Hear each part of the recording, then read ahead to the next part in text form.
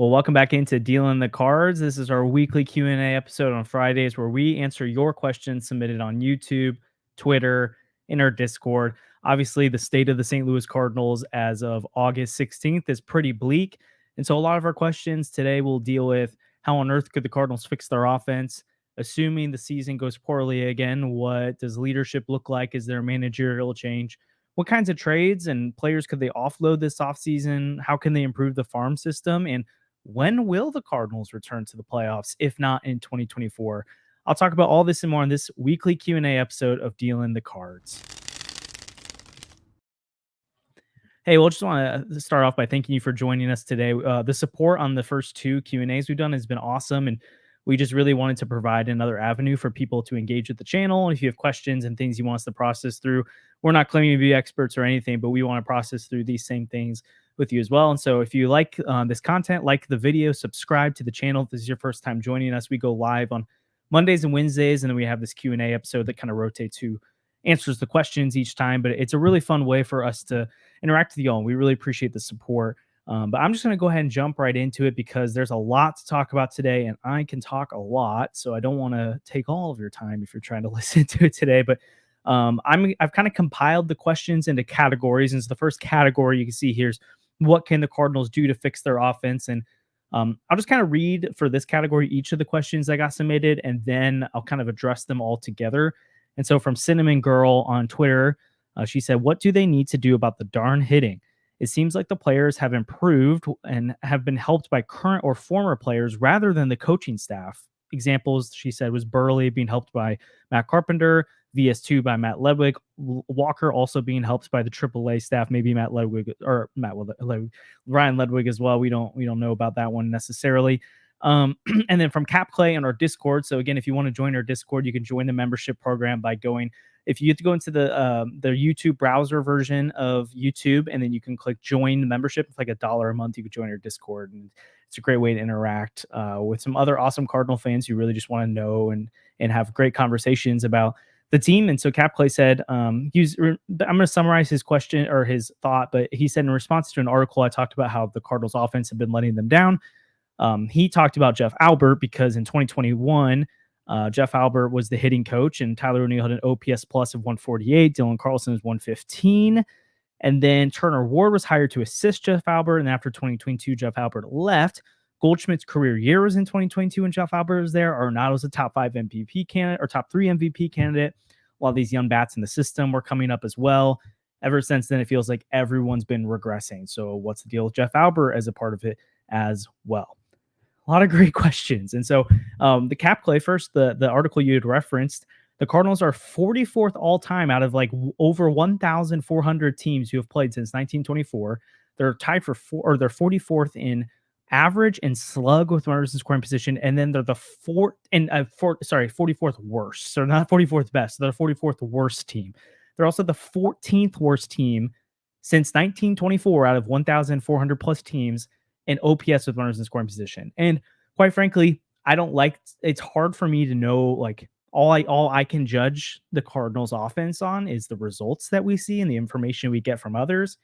And there's not really been much negative said about Turner Ward from what I've heard in the past. But again, like, these are historically bad numbers with runners in scoring position.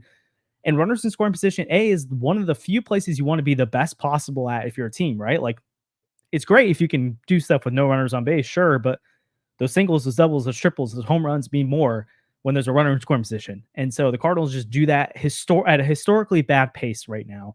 And if there is an area of a team or a hitting environment that I think hitting coaches can maybe have an influence over, I think the philosophy or the approach with runners in scoring position is one of them. And I'm not saying Turner Ward's not doing that and not trying to, but clearly the results aren't there. And so, yeah, for me, I think an easy change would be Turner Ward. A sliding glass doors moment, I think, for this team, if you kind of go back to in May, they maybe like, what would this team look like if they had fired Turner Ward back then? Like, does the offense look better? Could they have figured things out by now? We'll never know. And all we're able to do is judge them off the results right now. It's not good enough. And so in terms of how to fix the offense, I mean, I think it's kind of too late to fire Turner Ward. You could do it, go for it. But I don't think they're going to do that at this point, and so I think they're going to kind of ride it out the group they have. And I mean, honestly, these players just need to get better, right? I know there were legitimate questions from some Cardinal fans and experts thinking, "Hey, this offense might not actually be as good as people think it is." I tended to be on the optimistic side. Not tended, I was on the optimistic side of things because you look at this Cardinal lineup last year, pre-deadline. So when they were trying to get back in it and win, even when the team was playing terribly, they their most offensive rankings, their most major offensive categories, they were top 10 in all of baseball. Now, runs scored, they were lagging behind a little bit, and that can kind of go back to the runners and scoring position side of things. But when they had, and they didn't have their healthy lineup most of the year, too. Like they missed Brendan Donovan a lot. They had Large Newbar gone a lot. Anyways, Brendan Donovan missed more of the second half, but up to the trade deadline, July 31st, top 10 offense in all baseball, top 8 in a lot of categories, actually. On that day, they shut down Brendan Donovan for the rest of the year on July 30th, I believe it was. Obviously, they didn't trade away many bats, but they traded away all the team, kind of waved the white flag. Things deteriorated. I attributed it more to we started to see like a lot of quadruple A, triple A players playing in the lineup. You had guys being injured, like Nolan Gorman went down. Nato missed a little bit of time. Donovan missed the whole second half. New Bar missed time. A lot of guys missed time. Burleson missed time. Then they got rid of Paul Dion, who wasn't that good. Not even throw his name. They got rid of a lot of guys. Their guys didn't perform, and it just kind of seemed like okay, they kind of gave up on the season. They'll be back, and no, they have not figured it out when they came back. And so, sure, some people did predict the downfall of the offense, but I don't think anyone anticipated it being historically bad with runners in scoring position this year. It's just been terrible. And then you look at the veterans and the young players. It's like, okay, well, Mason Wynn and Alec Burleson are producing, but they're pretty new to the team. And so, and we've seen this kind of pattern happen where Lars Newbar and Brendan Donovan come up and they're really good. And then they slowly kind of start getting worse. Brendan Donovan's still a good player this year, but his offensive production's not been what it has been in the past. Lars Nootbaar's really struggled this year. Obviously, Nolan Gorman struggled. He's on pace to set the MLB record for strikeout percentage in a season. Paul Goldschmidt and Nolan Arenado have continued to regress even more than they did last year. It's bad. And I think it's time for a hitting coach change at the very least. I think you could see them maybe shake up the offensive core this offseason. That seems a little bit more complicated to me. We could talk about that later. But yeah, immediate fixes for the offense. I mean, it's kind of simple. The players just have to play better. And I'm not sure that's going to happen. But what I do think we're heading toward, and a lot of the questions are going to come about this, is does Chaim Bloom take over this offseason? And there are also questions about Oliver Marmol's future. So from Nico on Twitter X D_Rawlings23, who he gave a two-parter. He said, if Bloom takes over in the offseason, does Ollie manage in 2025? And then he said, if Bloom doesn't take over, who are other candidates you'd like to see under consideration? Goofball on Twitter, the real Goofball, said, this is Ollie's your third year's manager. Back-to-back losing seasons if this goes poorly, but he had one winning season. Why all this losing under Ollie? How much responsibility should Ollie have? And then Tyler Bunch of Numbers, that's literally his Twitter name. It's so funny. Says, yes, sir. Here we go. Question, why have the front office not hired Skip Schumacher to a 6-year contract? So most of these are actually manager related, but I think it's also the Chaim Bloom side of things. So I'm going to do that here. So yes, I do think we're going to see top-down leadership this offseason. I thought that already as we've talked to people on the podcast. Like we've had Jeff Jones on, I've had Bernie Nicholas on. Feels like people have also kind of thought that as well, and people in the more know than I am. And so I'm like, if you think that, I okay, I won't refute you on that. I did think we're going to see a transition of leadership from John Mozeliak. Seems like Chaim Bloom's the guy, right? He's been studying the organization top to bottom. If he wants the job, it seems like it's his. I think even more so now that things are falling apart. I think you see a leadership change. I don't think the DeWitts are going to fire John Mozeliak, nor do they think they need to. I think John Mozeliak's self-aware enough to step into a different role and step away from the Pobo position. I don't think he'll resign, but I think it's like hey, we're transitioning leadership here. Specifically, I'll address the other candidates. I personally don't think that the DeWitt ownership group can now sell anyone, especially this fan base, on an internal candidate. Chaim Bloom's the exception because he was hired by them this last year, but he was hired as a guy with external eyes to do an evaluation of this organization and help them. He's not a Cardinal guy, right? Like he wasn't discipled by Mo. He wasn't brought up within the organization. He's an outside voice, an outside person. I think that's what's going to happen. So If it's not Bloom, which I'm pretty confident it will be at this rate, then I do think it's someone from outside the organization. I think they go and look around because I think whatever Bloom's going to bring forward to them, I think it's going to be pretty clear that the Cardinals have been behind the times and they have to get with it. And that's not a diss on Randy Flores or Michael Gersh or anyone else within the organization they could see as a candidate. I just think that it's going to be really tough with how things have deteriorated to sell it. So maybe Gersh or Flores go on to get a job somewhere else and get to run a show. I just don't think that'll be here in St. Louis because of how poorly the last 2 years have gone. Now, to get to Ollie, I'll start by saying I like Ollie. And I know that's a controversial opinion. And if you don't feel the same, it's okay. I'm not telling you have to. And I'm not gonna die on that hill. So it's hard for me to call him a great manager by any means because I do think 2022 is an impressive managing job. I think it's impressive that he got the club back into contention this year. I really like how he manages the bullpen. I think people give him a lot of crap for that, but then most of the time I'm like, either the guy was unavailable or it made a lot of sense and it just didn't work. There's been very few times. It's so easy to remember the times when bullpen decisions don't work than it is to remember the times where it did work and it went well.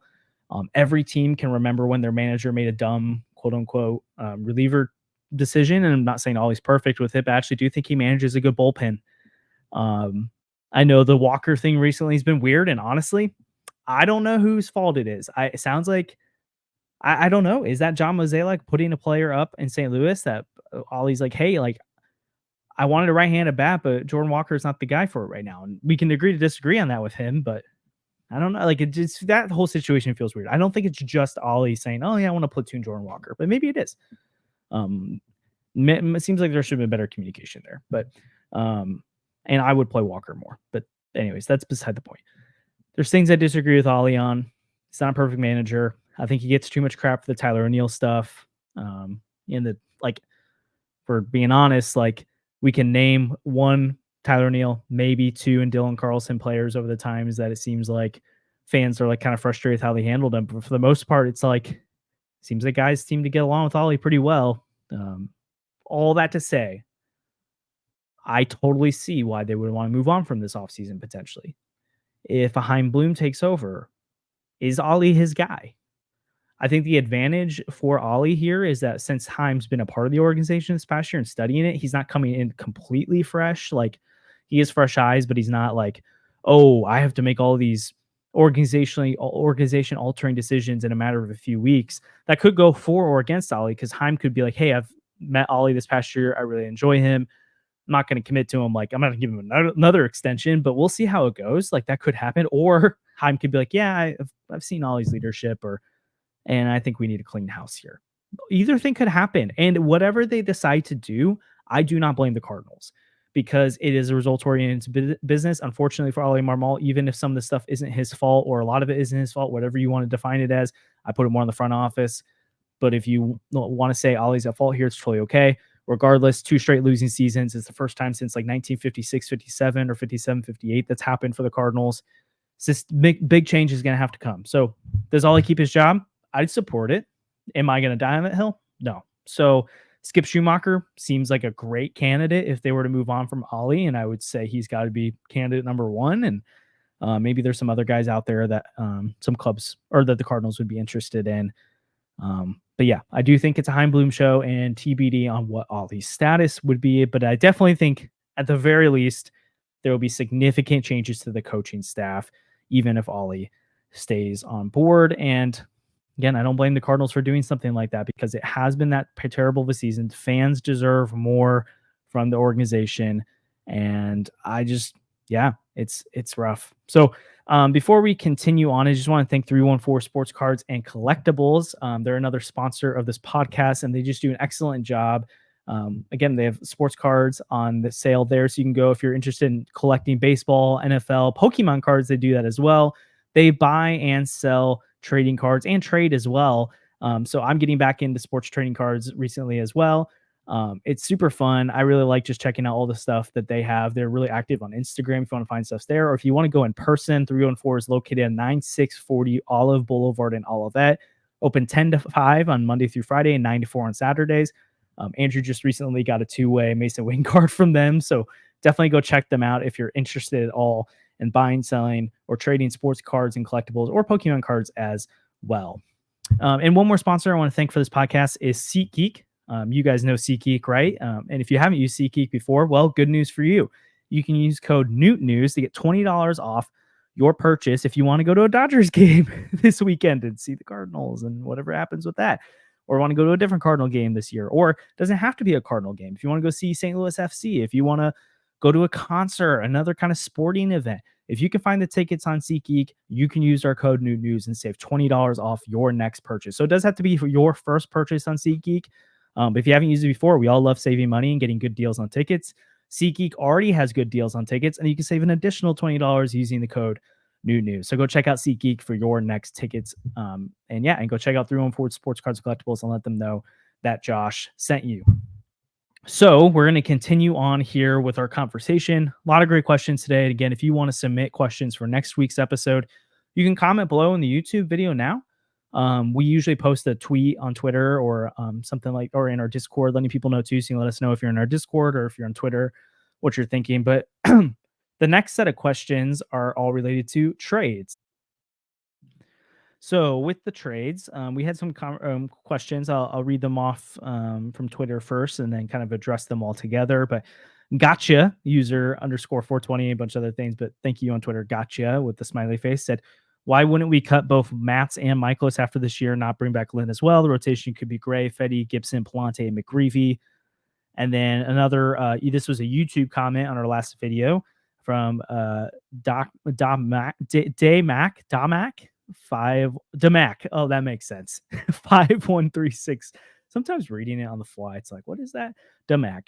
Who would play third if Arenado was traded? It should be someone other than the relatively lightning Donovan, who slots better second base, in my opinion. So that was another trade type question. And then also Bill Downton wanted to know if the Rockies are paying any Nato's contract. So I'll kind of address that in this as well. So to start with the first question about could the Cardinals trade some of their starting pitchers or not bring back some of their starting pitchers this offseason? I'll start with the Lynn and Gibson side of it because that's the easiest one to talk about because they have club options for next year. So both have a club option if you're looking at Kyle Gibson and Lance Lynn for $12 million next year. I believe it's a $2 million buyout for each of them if they don't bring them back. So the Cardinals would just have to do a quick buyout in order to let go of them. Oh, it's $1 million. So you'd save $11 million if you declined either of those options, or both. You'd save $22 million. I definitely think you decline Lynn's option. I think that's pretty straightforward. I think Gibson was an auto yes for me that you pick it up.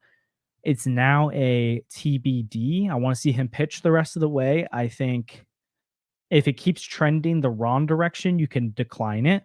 If it steadies, I think you can accept it and potentially trade him for not a lot, but you have an option. And then I'm sure a team would take a Kyle Gibson. I do think he's a quality back of the rotation starter. Or you can keep him for next year. Let's assume they keep Gibson. Then you go to the Michaelis and Matt side of things. I don't think Michaelis is someone you could really move on from easily. That's about like $18 million due to him next year. It's about 17.6. I just don't see another club taking that on even for 1 year unless you're eating a lot of that contract or attaching a prospect to it. And I don't think that's necessarily worth it. I mean, if you eat only a little bit of it, a team will take him. Like maybe if the Cardinals had to eat $6 million of Michaelis's contract or $5 million or $4 million, and then maybe that's worth it because you're saving about $10 million from your books. But I'm going to assume that's not going to happen. Matt's, though, I do think you can move because it's a $12 million deal next year. Again, we just talked about how Lynn and Gibson, that's about the going rate for a free agent starting pitcher. So I could see them trading Steven Matz. You might have to eat a few million off that. So yeah, I don't see them cutting anyone either unless it's declining option. So to your question, I think you could see Matt's moved. I think you could see Lynn's option not picked up. And between those two moves, that would save the Cardinals $20 million. It depends on how much they have to eat of Matt's contract. And then you could save another $11 million if you were to not pick up Gibson's option. So let's just run through their current starting rotation options. You've got Sonny Gray. You've got Eric Fetty under contract for $7.5 million next year, which is really helpful, even if he's a back end of the rotation starter and doesn't pitch like he did in the first half. that's really cheap for a veteran starter like that. So that's a great deal to have. You could slot Andre Palante in. There's your third guy. I'm assume you still have Miles Michaelis in there. And so even if you don't bring back Gibson, that's four starters right there. And then you could try out a McGreevy, Graceffo, Kloffenstein, some of Libertor, some of those guys could get a chance. Or again, if you're declining both Gibson and Lynn's options, that's 22 million right there. That's already a significant starter potentially you could add. And then if you get rid of Matz's money, it's 30 million. I'm not saying all 30 million could go to another starter, but I actually kind of am liking the idea of potentially not resign or declining both Gibson and Lynn's options, trading Matz, and then going after a starting pitcher in free agency, like a Nathan Eovaldi type, something like that.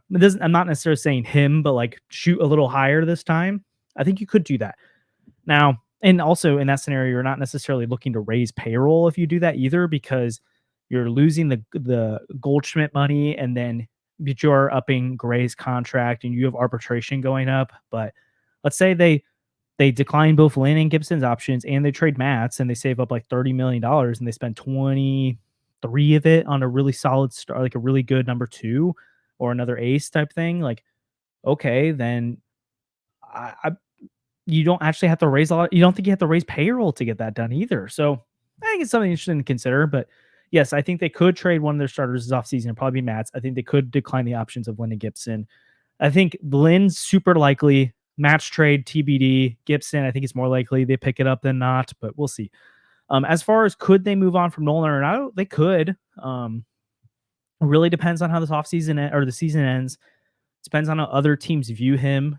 To Bill's question earlier, whether or not the Rockies are still paying Arenado's contract, the public numbers are always iffy, so you got to always keep that in mind. But for 2025 and 2026, Nolan Arenado's contract is being paid down by $5 million. So that means the Cardinals are paying him 27 million in 2025 and 22 million in 2026, and then the Cardinals pay the full 15 million he's owed in 2027. I actually don't think that's that crazy of a contract to move. Still not an ideal deal, so you're not going to get anything in return. But could a team take on the rest of Nolan Arenado's contract, like the Dodgers, and be like, "Hey, we believe this guy's going to be better"? Sure. Could you have to attach a prospect to get it done? Sure. Could you have to eat some of the money to get it done? Sure. And like honestly, if the Cardinals had to eat $5 million a year the next 3 years to get it done, well, then they save 22 million this year. They save 17 million the year after, and they save 10 million the year after that. Like, what's better, the extra 22 million this year or having a Nolan Arenado? The 17 million the year after or Nolan Arenado? The 10 million the year after or Nolan Arenado? Like, probably the money. You'd probably rather have the money, and especially if you're trying to save money and rebuild and retool this team for the future. So, I totally see it. I don't have concerns about Brendan Donovan being the third baseman. Like, I personally think we think a little bit too like, oh, like my third baseman doesn't hit for enough power. Well, if you're getting that power elsewhere, I don't think it matters. Like if we flipped Gorman and Donovan, and Gorman's hitting the power, who cares which position they play? You just have to have the power come from somewhere. But I do think Nolan Gorman would actually be the third base candidate next year. Maybe it's Thomas to JC, maybe Donovan fills there, maybe it's a free agent, maybe it's a trade. But yeah, I can see them moving on from Nato, and I think they have plenty of internal options, or could go external with the solution there.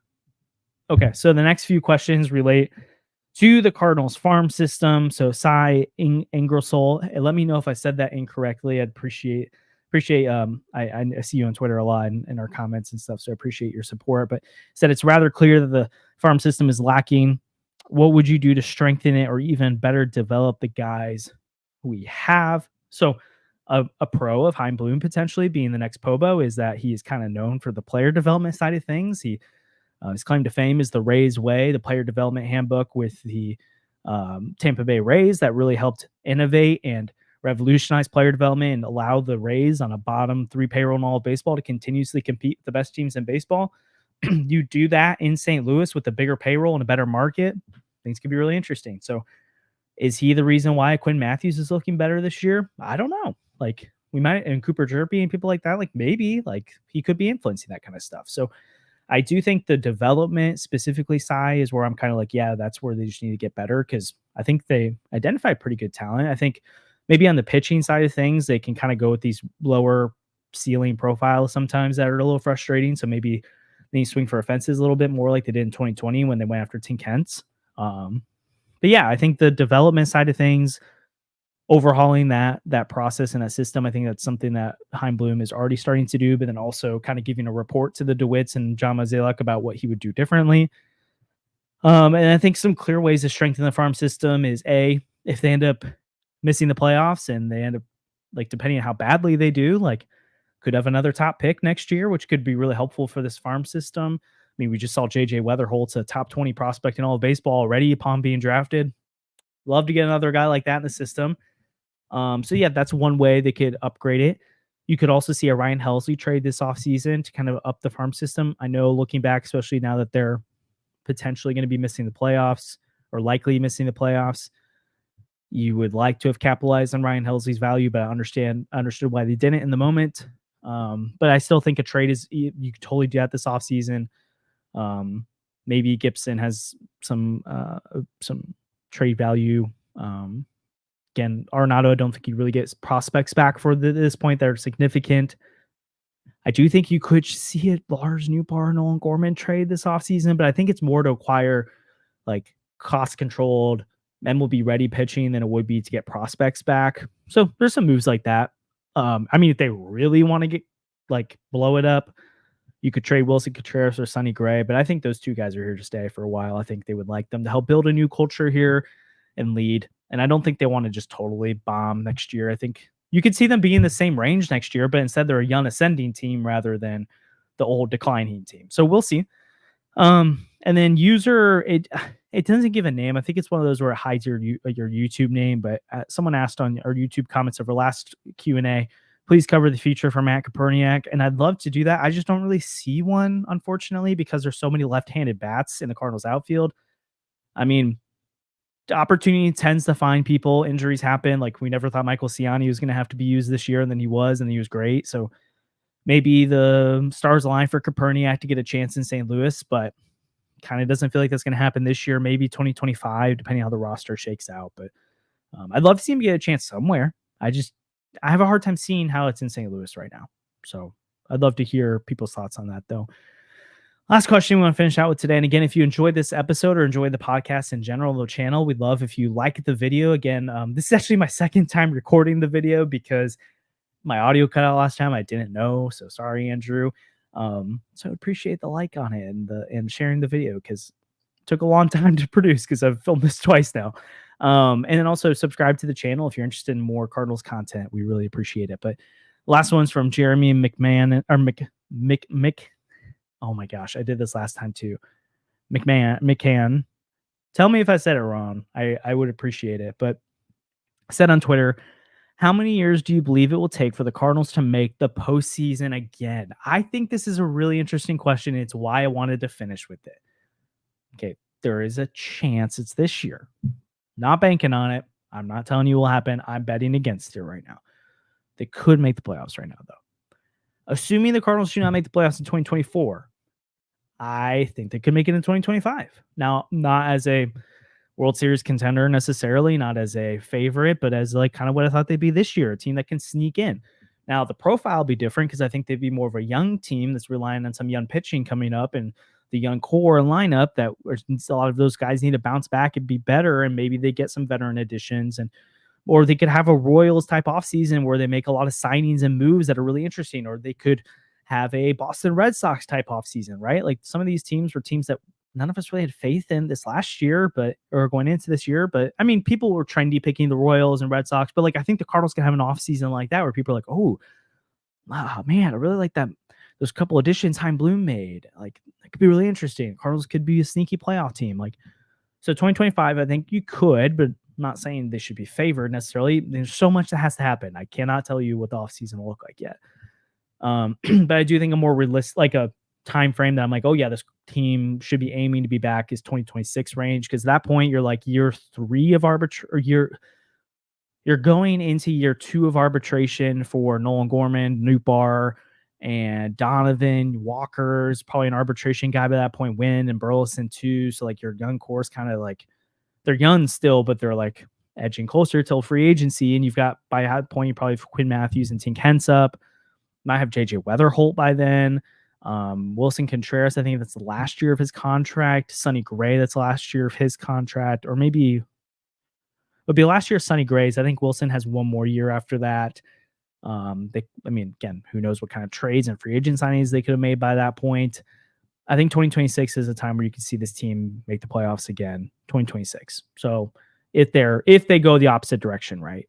So we'll see though. But there's obviously now that the bar for entering in the playoffs has been lowered significantly, so there's always a chance a team could make it at this point. So I mean, we're seeing a team like the Pirates. I mean, they faded recently, but there's a lot of teams in the mix this year. So I think the Cardinals could be in the mix next year, even if they end up going this retool route. So again, really appreciate joining in. Again, if you have questions for next week's episode, you can always come back to this video and comment them. You can comment them while you're listening. Tag us on Twitter. We try to put out a post to collect questions as well, so we'll do that as well. We always really appreciate the support on these. Again, like the video if you haven't already. If you made it this far, it means you probably liked it or at least enjoyed listening. So we really appreciate the likes on it. Share the video with people you know. Comment. That's also super helpful for the algorithm, but also just we want to know, like, what did you think? What are your thoughts? Questions you have? Let's have a conversation. Find us on Twitter. Subscribe if this is your first time joining. And we'll see you guys on our Sunday episode. Hopefully the Dodgers series doesn't go poorly, but we'll see. I'm not trusting that, but we'll see you guys on Sunday for the next episode of Dealing the Cards. Peace.